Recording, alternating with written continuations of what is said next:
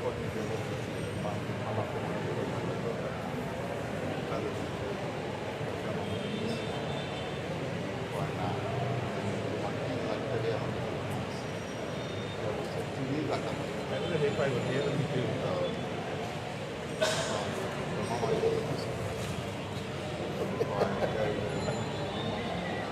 তাদের কিছু জানেন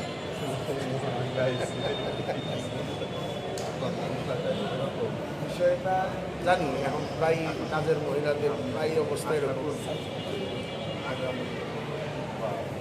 এই প্রেক্ষাপটে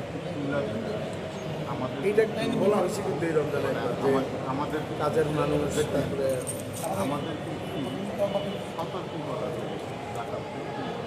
দেখে শুনে তারপর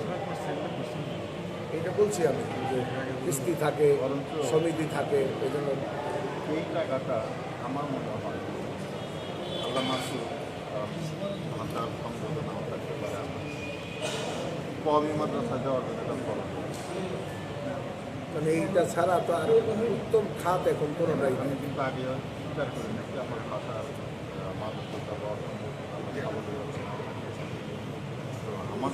গুজরাট থেকে আছে ঢাকার শহরের টাকা সব কমই মাদ্রাসা তার দিকে দেখান আছে আমি বলছি কিছুদিন আগেও এটা বলছি যে প্রত্যেকটা গরিব হ্যাঁ যে আপনি দেখেন তার স্ত্রী আছে এবং কাজের মানুষের কথা বলছি ছুটি চাইছে কী জন্য বাড়ি যাবা বা কিস্তি দিতে যাবো হ্যাঁ এটা নিজের বলছে কী জন্য দেবা আমার কিস্তি